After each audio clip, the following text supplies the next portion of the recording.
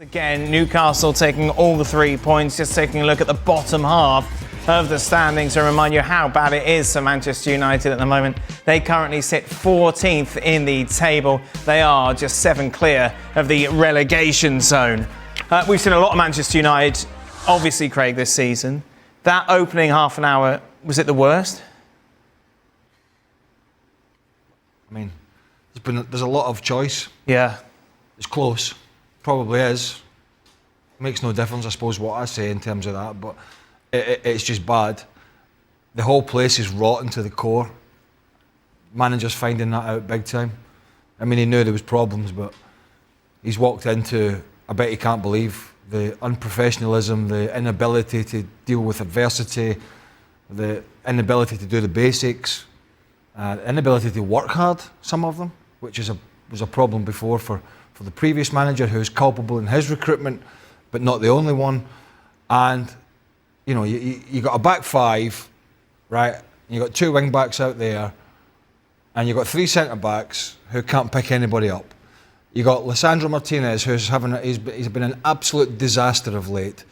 And whilst this club and this squad is absolutely horrible, it's just been assembled in such a horrible way that you have to look at the manager as well here and say, like, okay, you've come in with this stringent way of doing things, and a couple of the games your shape's been not too bad. But what are you going to do about figuring out getting some results? And also, when you look at who's culpable, he's also culpable.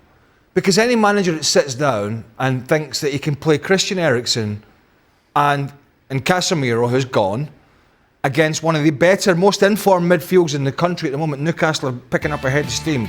Joe Linton, Sandro Tonali, yep. Bruno Guimaraes, absolutely terrific. Will dominate games, can pass the ball for fun, can get about the field, and Joe Linton can get in the box.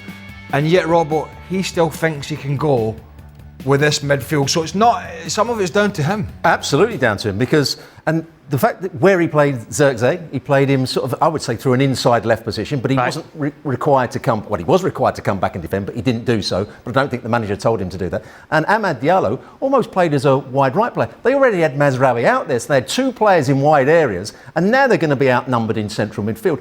And as you always say when I say it, Dan, if you get outplayed in central midfield, you're going to have a problem. You can't control the game. Newcastle controlled the game. They played with ease. It was far too easy for them to get it out wide, get crosses into the box.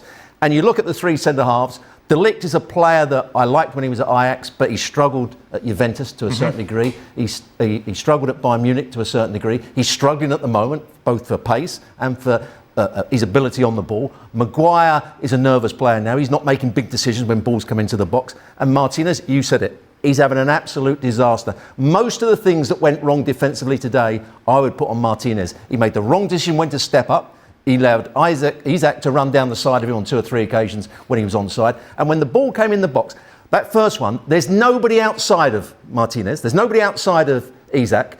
And they've got 2 players. Dalot and him were standing on there. He can see him going into that position for a long time. And I think the commentator was saying, well, he was passing him on to Maguire. He doesn't need to pass him on to Maguire. He needs to get 2 yards the other side and head it himself. He didn't do so. And the second one, because now they're saying, well, you make sure you get touch tight to Isaac.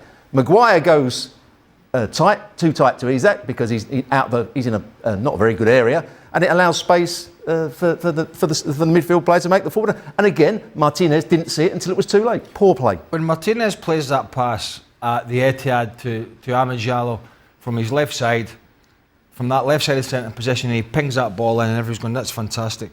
Kind of one of the parts of the game that he was brought in for. But here's the deal: one of the most, and that's fine. Left-sided player, pinging balls, starting. But the other side of the game is more important. And the defensive aspect of the game, he either makes rash and horrible and dangerous challenges, or he just gets out-muscled in the box, or he hasn't put himself in a good position.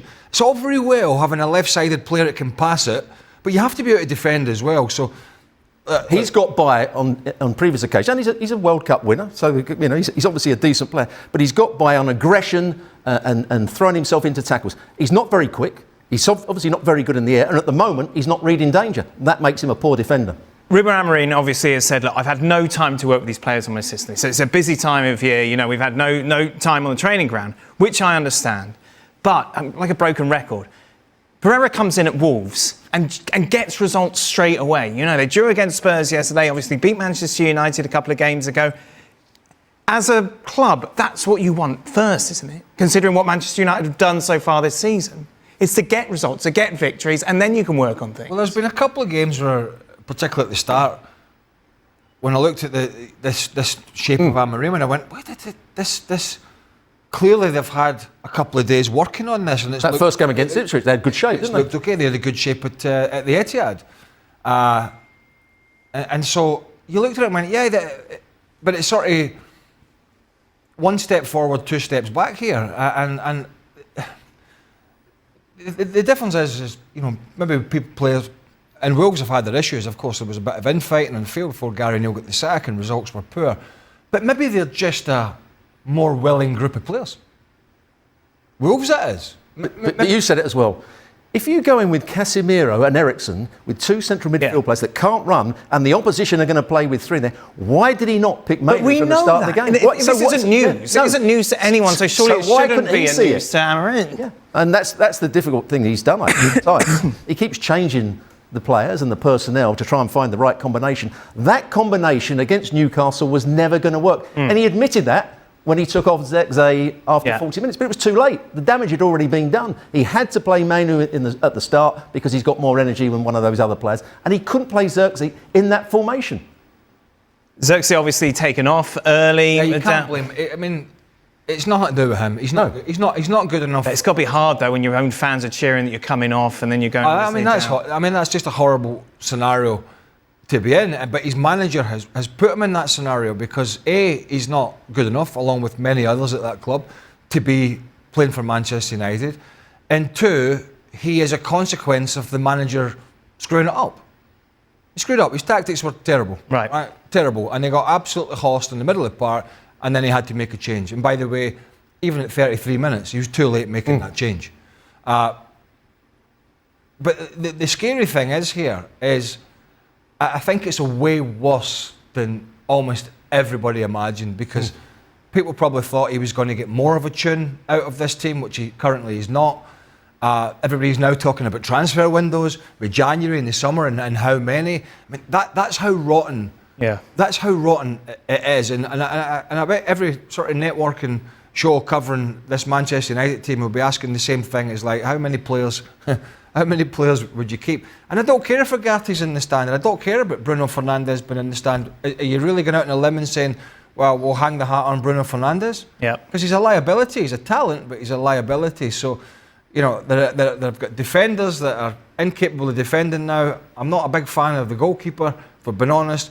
Eriksen and you know, Casemiro certainly are finished at this level. They have a willing frontman and Rasmus Højlund. He's willing to work hard, but he's nothing more than a squad player. Then you're looking at a couple of younger players, and we're talking about Manchester United here. I mean, it's not a stretch to say if they, in 3 or 4 weeks' time, were even closer to the relegation zone, I wouldn't be surprised.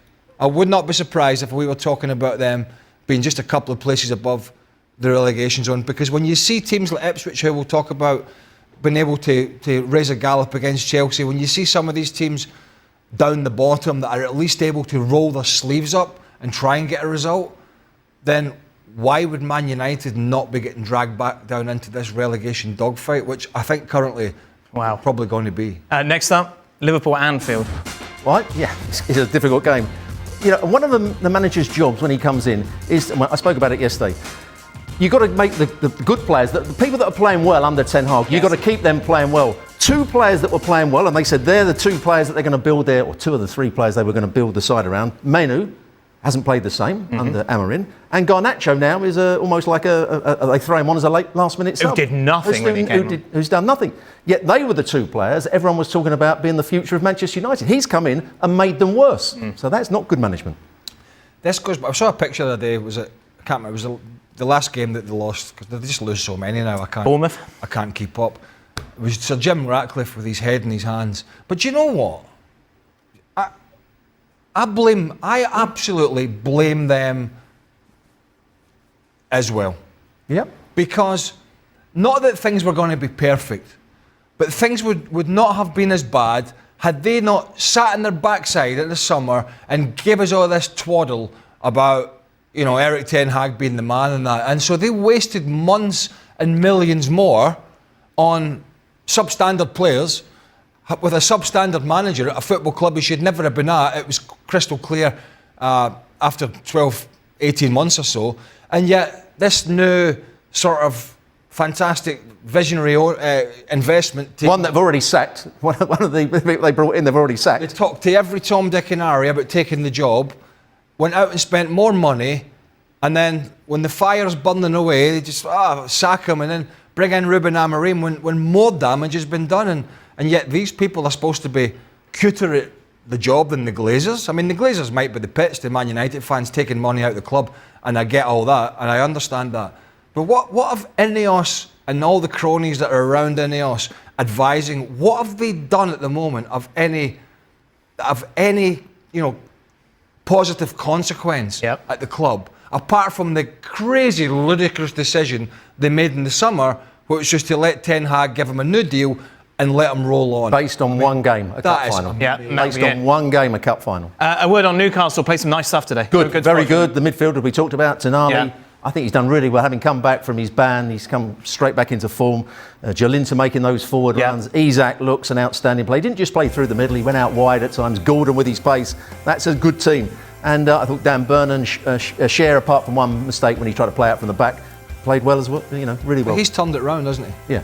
From the start of the season. Yeah. There was a lot of talk about, and it's early days and there's half the season to go, but there was a lot of talk about Eddie Howe and his position there, and they were a bit inconsistent, but they've got that, not only the winning games, but from that early period when he came in, when they had a really good tempo about the way they did things, they'd sort of lost that a little bit. I think maybe a big part of that was the fact that their defence was ravaged. Obviously the goalkeeper was out for a while. Tonali had this long ban that he was dealing with months and months and months for the gambling. But now that all that's sort of back together, with the control in the middle of the park, they got centre halves, and we're saying this because we're talking about Man. We've got centre halves that want to go and head the ball and want to pick players up and want to defend, and then that allows your Jacob Murphys, your Anthony Gordon, your Alexander Isaks to go and do. It's a platform for them to go and do stuff. Contrast to United, they just don't have a platform.